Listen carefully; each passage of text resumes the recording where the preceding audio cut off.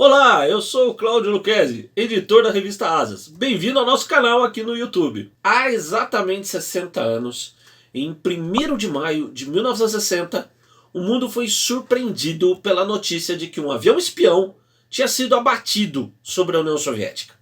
O episódio foi um choque no Ocidente. A aeronave, um Lockheed U-2, era o que então havia de mais avançado em aparelho de reconhecimento estratégico, espionagem. Voando na estratosfera, acima da troposfera, era até então impossível de ser interceptado, tanto pelos caças quanto pelos mísseis antiaéreos disponíveis aos soviéticos. Mas aquele 1º de maio mudou tudo isso. Como um tapa na cara, o Ocidente descobriu, de uma hora para outra, que os soviéticos tinham não apenas um míssil antiaéreo tão capaz quanto de melhor os Estados Unidos tinham, como superior a estes em vários aspectos. A edição 111 de Asas conta toda a história desse incidente marcante, talvez o mais midiático de toda a Guerra Fria. Eu me lembro, que eu devia ter uns 10 anos, de ter assistido uma série de TV sobre o caso. Ela era estrelada por Lee Majors, o homem de 6 milhões de dólares, no papel do piloto do U-2 abatido, Francis Gary Powers. Recentemente, inclusive, Hollywood voltou ao tema com o filme de Steven Spielberg, Ponte dos Espiões, estrelado por Tom Hanks.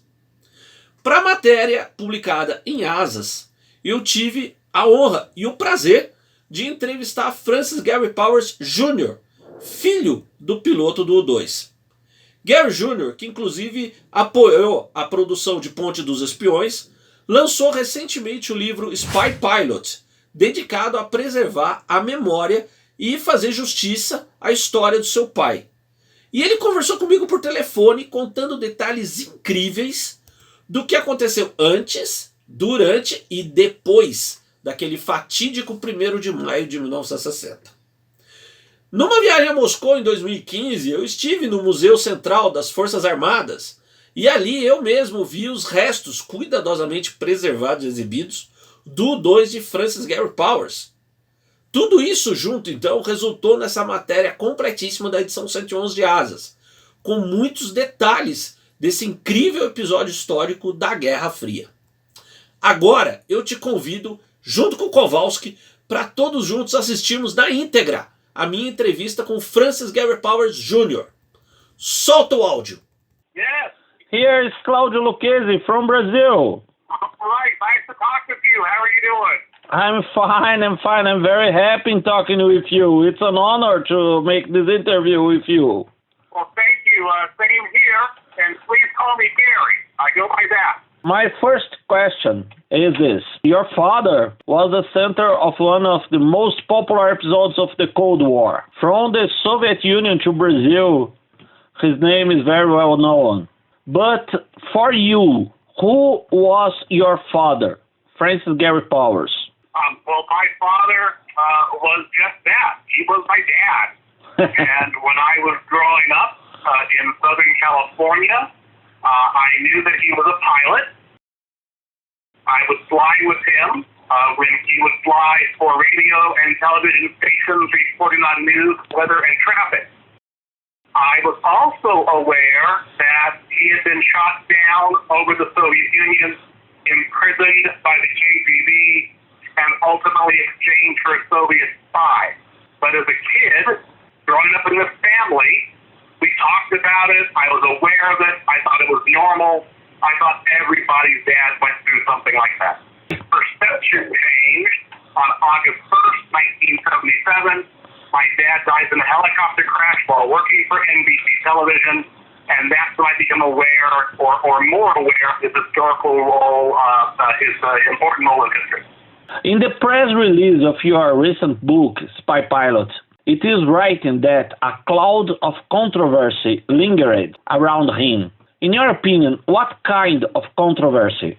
Yes, the controversy that surrounded my father in the 1960s, and even today on the internet, is basically the fake news of the time, the misinformation, the disinformation.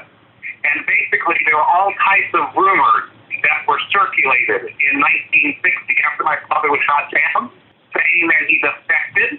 He landed the plane intact. He spilled his guts and told the Soviets everything he knew, or that he didn't follow orders and commit suicide. So all those rumors are still out there pertaining to my father's conduct. In addition, there were rumors and speculation that the Soviets were not able to shoot down the U-2. This is the height of the Cold War. It was easier to blame the pilot than to have to admit America was behind the Soviets in missile technology. Okay. The Soviets did have that capability to shoot down a U-2. If they're so far backwards, it has to be the pilot's fault. And that's one of the other rumors and misinformation, fake news of the time. Your father, before flying the U-2, was a fighter pilot. What may you tell us about his time as a fighter pilot? He did fly the F-84, right? Yes. My father was initially in the U.S. Air Force from 1950 to 1956.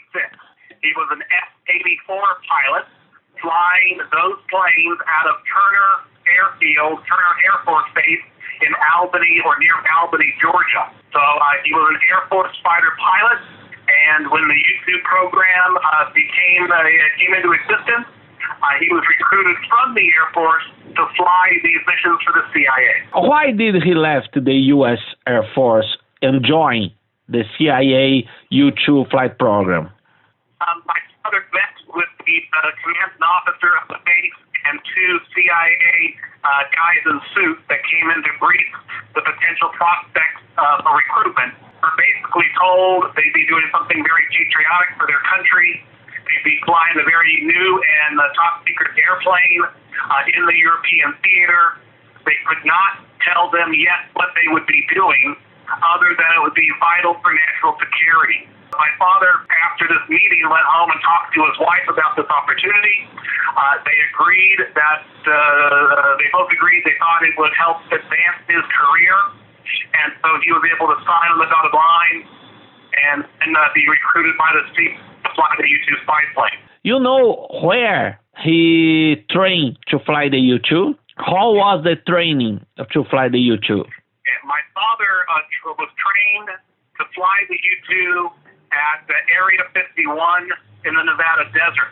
Area 51 was created specifically for the testing of the U-2 spy plane. Do you know how many operational flights did he already had made before the flight on May 1st, 60? Yes. My father flew 27 operational missions prior to May 1st. Wow. 1960. May 1st, 60 was his 28th and last CIA mission. That included one previous overflight of the Soviet Union in November of 56 and 26 other flights over other foreign hostile countries, including China, Tibet, India, Pakistan, Middle Eastern countries, and Eastern European countries. And the flight on May 1st, do you know the purpose, the objective of that mission? The objective of the May 1st mission was to photograph certain installations, military bases, and other military industrial complexes within the Soviet Union. My father was to fly from Peshawar, Pakistan, 2,900 miles, to Bodø, Norway. One of the primary targets was Sverdlovsk, which is now called Yekaterinburg. CIA analysts had determined that there was an SA-2 base, or bases, being built around Sverdlovsk. So one of my dad's primary targets was to overfly Sverdlovsk, take pictures to find out if their missile base, the SA-2 base, was operational. Dad found out firsthand that it was. Did the U.S. intelligence already know at that time about the new S-75 Divina, the SA-2 guidelines, surface-to-air missiles? The CIA analysts, they were aware that the Soviets were improving their weapon system. But on May 1st of 1960, they weren't sure if it was operational or how many more months they had until it would be operational. Flight of May 1st, 1960, one of its primary objectives was to find out how far advanced the missile system was. And again, Dad found out first it was very operational. when he was shot down. In your father's words, because I think he told you several times about it, how was for him, the pilot, the downing of the U-2? Yeah. In his words, I'm going to have to paraphrase. I know that he was shot down at altitude of 70,500 feet. The SA-2 missile hit behind the tail section and exploded, pushed the plane forward and over. The wings break off. The plane goes into an inverted spin. My father is hanging upside down by his seatbelt in the cockpit, sitting down towards the ground. He cannot eject. He cannot get his legs back in the proper position. If he ejects, he will sever his legs on the way out. Wow. So he does the following. He opens up the canopy, which floats off into space.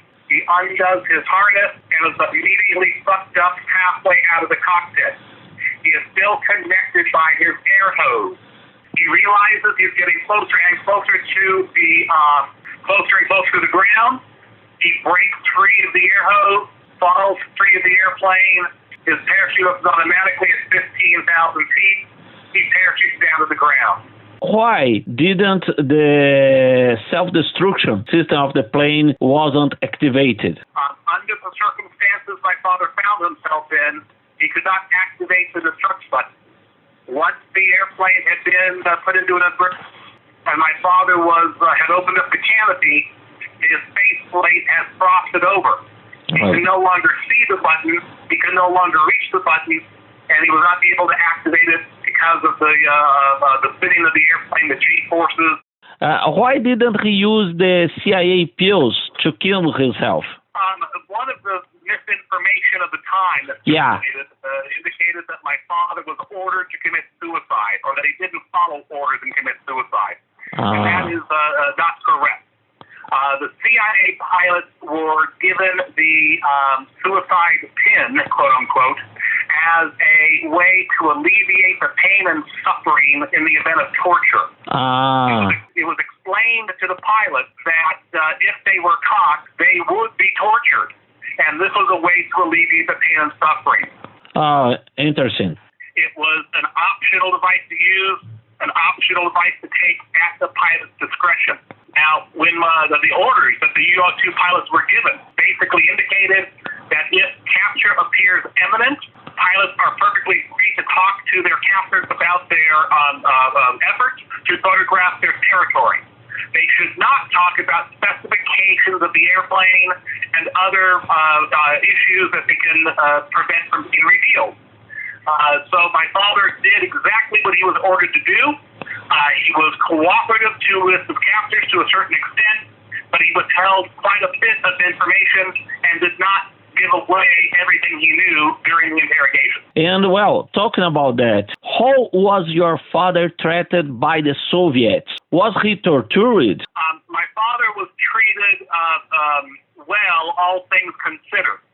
There was no physical torture, no beatings, no physical abuse. But there was mental abuse, interrogations, solitary confinement, threats of death, and other mental ways to try to get him to cooperate. My father, for the most part, withstood the interrogations fine. He would tell the full truth when he knew they could verify the information in the press, and he would lie when he knew that they could not find out the other information. And in the return, how did he feel the reception in his country? In your opinion, was the United States fair to your father?